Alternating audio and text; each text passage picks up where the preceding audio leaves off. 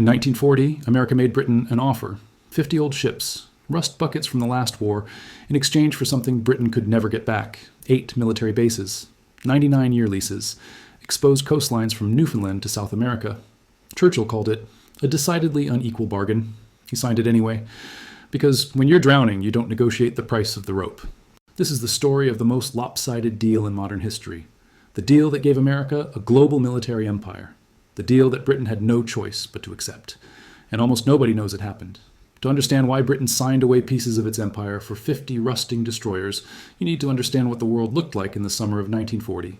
France had fallen in 6 weeks. The Nazi war machine had rolled through Western Europe like it was nothing. Belgium, the Netherlands, Denmark, Norway, all gone. Britain stood alone. The British army had escaped from Dunkirk, barely. 300,000 men pulled off the beaches by fishing boats and pleasure craft. It was a miracle of evacuation. It was also a catastrophe. The army had left everything behind: tanks, artillery, trucks, ammunition, the equipment for an entire army abandoned on French beaches. Britain was practically defenseless on land. But that wasn't the real danger. The real danger was at sea. Germany understood something that most people didn't. Britain is an island. Everything it needs, food, fuel, weapons, raw materials, has to cross the ocean. Cut those supply lines and Britain starves. It doesn't matter how brave the population is. It doesn't matter how many speeches Churchill gives. Without supplies, Britain dies. And Germany had the perfect weapon to cut those supply lines: U-boats. German submarines were sinking British merchant ships at a terrifying rate. In June 1940, they sank 58 ships. In July, 38 more. In August, 56. Month after month, the losses mounted. Cargo ships full of, tankers full of oil, freighters full of weapons, all of it going to the bottom of the Atlantic. Britain was bleeding. The only defense against U-boats was escort ships, destroyers that could hunt submarines, protect convoys, and keep the supply lines open. And Britain was running out of destroyers. The Royal Navy had started the war with about 200 destroyers. By September 1940, that number had been cut nearly in half. Some were sunk by U-boats. Some were lost in the evacuation of Dunkirk. Some were damaged and sitting in shipyards that couldn't repair them fast enough. Churchill did the math. Britain was losing destroyers faster than it could build them. At the current rate of losses, the Royal Navy would run out of escorts within months. And when that happened, the convoys would stop. The supplies would stop. Britain would starve. This wasn't speculation. This was arithmetic. Look at Roosevelt's public statement when the deal was announced. He didn't talk about saving Britain. He didn't talk about fighting Hitler. He talked about American defense, American expansion, American strategic interests. Well, this is the most important action in the reinforcement of our national defense that has been taken since the Louisiana Purchase. The Louisiana Purchase. Think about that comparison. In 1803, America bought 828,000 square miles of territory from France for $15 million. It doubled the size of the country overnight. It transformed America from a coastal nation into a continental power. Roosevelt was saying that the destroyers for bases deal was just as significant. Not because of the destroyers, those were worthless, because of the bases, because of what they represented.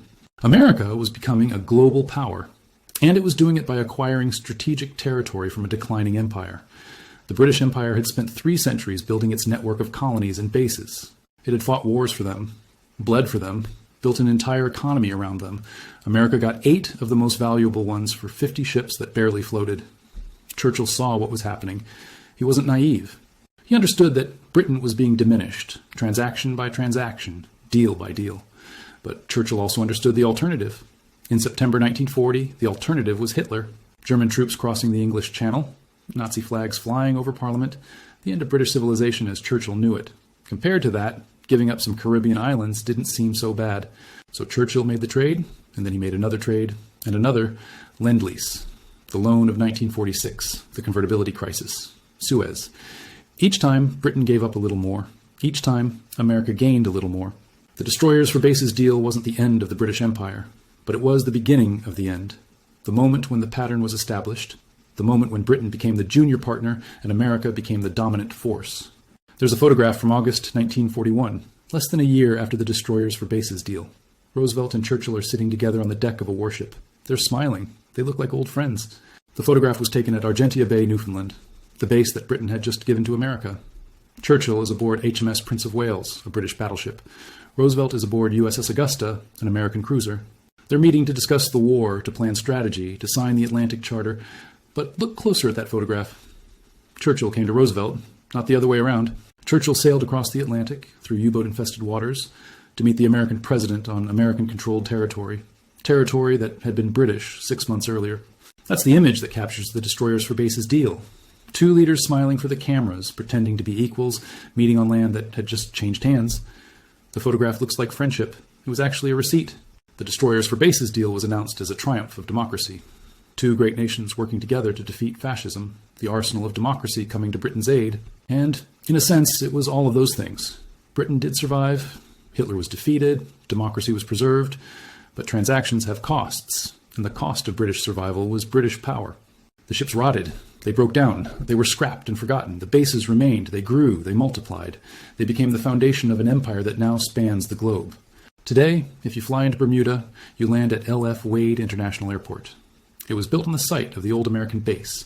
The runways that American military planes used for 50 years now welcome tourists and business travelers. If you visit Trinidad, you can still see the remains of the American installations. Concrete bunkers slowly being reclaimed by jungle, rusting equipment from another era. If you go to Newfoundland, the old base at Argentia is still there, partially abandoned, partially repurposed. A ghost of the deal that changed everything. The British Empire is gone. It ended not with a bang, but with a series of transactions. Destroyers for bases, loans for concessions, survival for sovereignty. America offered Britain a rope when it was drowning. And then America kept the rope. 50 ships that barely floated, 8 bases that changed the world. That's the deal that built an empire, and almost nobody remembers it happened. Churchill needed destroyers immediately, and there was only one place to get them. The United States. America had destroyers, hundreds of them. Old ones from the last war, sitting in reserve, rusting in naval yards. They weren't modern. They weren't pretty, but they could float and they could hunt submarines. Churchill sent a cable to President Roosevelt on May 15, 1940. He asked for the loan of 40 or 50 of your older destroyers. Notice the word loan. Churchill was asking to borrow them. He'd give them back after the war. It was a desperate request from a desperate man, and Roosevelt said no. Here's why Roosevelt couldn't help, even if he wanted to. America was neutral. The Neutrality Acts passed by Congress in the 1930s made it illegal to sell or transfer weapons to countries at war. Roosevelt couldn't just hand over destroyers because he felt like it. He'd be breaking the law. And there was something else. The American public didn't want to get involved in another European war. 20 years earlier, America had sent 2 million men to fight in World War I. 100,000 of them never came home. The country had no appetite for another bloodbath in the trenches. Roosevelt was running for an unprecedented third term as president. The election was in November. If he looked like he was dragging America into war, he'd lose. So when Churchill asked for destroyers, Roosevelt's hands were tied. But Roosevelt was also a pragmatist. He understood that if Britain fell, America would be next. Hitler controlling the Atlantic was an unacceptable outcome. America needed Britain to survive, not out of friendship, but out of self-interest. So Roosevelt started looking for a way to help Britain that wouldn't look like helping Britain. He found one. The man who found the loophole was a lawyer from New York named Dean Acheson. Acheson was well-connected, brilliant, and creative with legal interpretations. He found an old statute from 1883 that allowed the government to dispose of surplus military equipment if it received equivalent value in return. The key word was equivalent. If Roosevelt could get something from Britain in exchange for the destroyers, it wouldn't be a gift. It wouldn't be aid to a belligerent nation. It would be a trade, a business transaction. All Roosevelt needed was something to trade for. And Britain had exactly what America wanted. Look at a map of the Atlantic Ocean. On the left, you have America. On the right, you have Europe and Africa. In the middle, you have a chain of islands stretching from Canada down to South America. Newfoundland, Bermuda, the Bahamas, Jamaica, Trinidad. These islands weren't just vacation spots. They were strategic choke points. Whoever controlled them controlled access to the Atlantic. They could protect shipping lanes. They could block enemy fleets. They could project power across thousands of miles of ocean. In 1940, most of these islands belonged to Britain. They were remnants of the old British Empire, specks of pink on the map, mostly forgotten, lightly defended. America had wanted bases on these islands for years. The Navy had been asking for them since the 1920s. But Britain had always said no. The islands were British territory. Sovereignty mattered. Now, suddenly, Britain needed something America had. The leverage had shifted. The negotiations happened in secret. No press coverage. No congressional hearings. Just diplomats and lawyers working out the details behind closed doors. Britain was represented by Lord Lothian, the British ambassador to Washington. Lothian was charming, aristocratic, and increasingly desperate. He understood that Britain had no bargaining power. He was negotiating with a gun to his head. The American side was led by Cordell Hull, the Secretary of State, and Henry Stimson, the Secretary of War. They were polite, they were professional, and they squeezed every drop of advantage they could get. The Americans started with a simple position. We'll give you the destroyers, but we want bases in return. Lothian tried to negotiate. He proposed a straightforward exchange. Destroyers for bases, fair trade, equal partners. The Americans came back with something different. They wanted the bases divided into two categories. Two bases, in Newfoundland and Bermuda, would be gifts from Britain to America. Outright grants given freely, no strings attached. A gesture of friendship. The other 6 bases, in the Bahamas, Jamaica, St. Lucia, Trinidad, Antigua, and British Guiana, would be exchanged for the destroyers. You see what they did there? The 2 most valuable bases, the ones closest to America, the ones with the most strategic importance, those would be gifts, free. Britain wouldn't even get destroyers for them. The other 6 would be traded. But since Britain was giving 2 bases for nothing, it made the whole deal look more generous than it was. Churchill was furious when he saw the terms. He called it an unequal bargain. He complained that Britain was being treated like a defeated nation rather than an ally, but what could he do? The U-boats were still sinking ships. The losses were still mounting. Britain needed those destroyers. Not next year, not next month, but now. Churchill swallowed his pride and signed. On September 2nd, 1940, the deal was announced. Roosevelt called it the most important action in the reinforcement of our national defense that has been taken since the Louisiana Purchase. Think about that framing. Roosevelt wasn't talking about helping Britain. He was talking about American national defense, American expansion, American strategic interests. The destroyers were presented as almost an afterthought. Old ships we don't need anymore. The real story was the bases, 8 new outposts for American power, stretching across the Atlantic. The American public loved it. We got bases for old ships. Well, what a deal. The British public was told something different. They were told America was finally helping. The destroyers would save Britain. The special relationship was real. Both countries heard what they needed to hear. But only one country got what it actually wanted. Let me show you exactly what was exchanged. Britain received 50 destroyers. They were Wickes-class and Caldwell-class ships, built between 1918 and 1920. They were over 20 years old. They had been sitting in reserve for most of that time, poorly maintained, slowly rusting. When the British crews arrived to collect them, they were appalled. The ships were in terrible condition. Engines that barely worked, guns that hadn't been fired in decades, equipment that was obsolete before Hitler even came to power.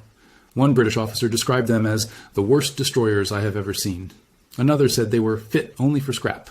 Of the 50 destroyers transferred, only 9 were ever able to serve on the front lines in their original form. 9 out of 50. The rest had to be completely rebuilt, which took months in shipyards that were already overwhelmed with other repairs. Some of the destroyers couldn't even make it across the Atlantic. They broke down halfway and had to be towed the rest of the way. This is what Britain got. 50 floating antiques that mostly didn't work. Now let's look at what America got. America got 8 bases. Let me show you exactly what that meant. Start in the north, Newfoundland, a massive island off the coast of Canada, sitting right at the entrance to the North Atlantic. Whoever controls Newfoundland controls the shipping lanes between America and Europe. Every convoy, every tanker, every cargo ship, they all pass within range of Newfoundland. America got a 99-year lease on Argentia Bay. They built a massive naval station there, runways, harbors, fuel depots, housing for thousands of personnel.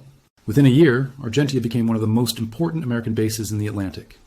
In August 1941, it's where Roosevelt and Churchill met secretly to sign the Atlantic Charter, the document that would shape the post-war world. The British gave America the land where their own diminished future was negotiated. Move south. Bermuda, a tiny island in the middle of the Atlantic, 650 miles off the coast of North Carolina. Bermuda was Britain's oldest colony. They'd held it since 1612, over 300 years of British rule. America got a base covering roughly 10% of the entire island. They called it Fort Bell, later renamed Kindley Air Force Base. Runways, submarine tracking stations, a position from which American aircraft could patrol thousands of square miles of ocean. Bermuda wasn't exchanged for destroyers. Remember the terms. Bermuda was a gift. Britain gave it away for nothing. Keep moving south. The Bahamas, Jamaica, Antigua, St. Lucia, Trinidad, British Guiana. Island by island, base by base, America built a chain of military installations stretching from Canada to South America. A wall of American power across the entire Western Atlantic. Look at the map. By September 1940, America had gone from having virtually no military presence in the Atlantic to controlling its entire western approaches, not through war, not through conquest, through a deal signed by a desperate ally who had no other choice. Now let me tell you what these bases actually cost to build. The destroyers Britain received were worth, at most, about $250,000 each. 50 destroyers. Total value. roughly $12.5 million. The bases America built on British territory cost over $250 million in the first 2 years alone, and that was just construction. The strategic value was incalculable. Think about what those numbers mean. Britain traded territory worth hundreds of millions of dollars, territory with strategic value that couldn't even be measured in money, for $12.5 million worth of floating scrap metal. And it wasn't even a clean trade. Remember, 2 of the bases were gifts. Britain got nothing for them except American goodwill. Churchill understood exactly what was happening. In private, he raged about the terms. He called the deal an unequal bargain. He complained that Britain was being stripped of its empire while fighting for its survival. But Churchill also understood something else. Britain had no leverage. None. The U-boats were sinking ships. The losses were mounting. Without American help, Britain would lose the war. So Churchill did what desperate leaders always do. He signed the deal and pretended it was a victory. The destroyers arrived in Britain through the fall of 1940. The British crews who received them tried to make the best of it. They renamed the ships, giving them British names to replace the American ones. They worked around the clock to make them seaworthy. But the problems were overwhelming. The ships had been designed for American crews, with American equipment, using American specifications. British ammunition didn't fit the guns. British fuel systems weren't compatible with the engines. British sailors had to learn entirely new procedures just to operate the basic systems. The steering mechanisms were different. The navigation equipment was obsolete. The hulls were thin and corroded from years of neglect. One destroyer, HMS Cameron, was so badly damaged during a German air raid that it was never repaired. It had been in British service for less than 3 months. Another, HMS Belmont, was sunk by a U-boat in 1942. The old destroyer couldn't outrun or outmaneuver the submarine that killed it. Of the 50 destroyers transferred, 30 were out of service by 1943. Not because they were sunk in battle, though some were, but because they simply couldn't function anymore. They were worn out, used up, scrapped. The ones that remained were converted to other uses. Some became training ships. Some became floating barracks. A few were stripped for parts. By the end of the war, almost none of the original 50 destroyers were still serving in their intended role. The bases, on the other hand, were just getting started. Here's something that most people don't realize. Those 99-year leases, some of them are still active. The base in Bermuda operated until 1995. 55 years of American military presence on British territory. When the Americans finally left, they didn't return the land to Britain. They returned it to the Bermudian government, which had become semi-independent. Britain never got it back. The base in the Bahamas operated until 1977, 37 years. The base in Trinidad operated until 1977 as well. And even after the main base closed, American military personnel remained on the island for years afterward, operating tracking stations and other facilities. The base in Newfoundland lasted until 1994. By then, Newfoundland had become part of Canada. The land went to the Canadian government. Britain, the country that had traded it away, got nothing. Some facilities are still American today, pieces of the original deal, still operating over 80 years later. 99-year leases. That's not a rental agreement. That's a permanent transfer with a polite name. But the bases themselves were only part of the story. The real significance of the destroyers for bases deal wasn't the land. It wasn't the harbors or the runways or the fuel depots. It was the precedent. In September 1940, America was officially neutral. It had no military alliances. It had no bases outside its own territory and a few Pacific islands. America was, by design and by tradition, a country that stayed out of foreign entanglements. The destroyers for bases deal changed that, quietly, without a declaration of war, without a vote in Congress, without the American people really understanding what had happened. Suddenly, America had military installations across the Atlantic, American soldiers and sailors stationed on British territory. American power projected thousands of miles from home. It was the first step, the foundation, the template. After World War II, America would build bases in Germany, in Japan, in Korea, in Italy, in Turkey, in Saudi Arabia, in dozens of countries around the world. Today, America has roughly 750 military bases in 80 countries, the largest military footprint in human history. No empire has ever maintained so many foreign installations. Not Rome, not Britain, not anyone. And it all started with 50 old destroyers and 8 pieces of British territory. Roosevelt understood what he was doing. He wasn't just helping Britain survive. He was positioning America for what came after.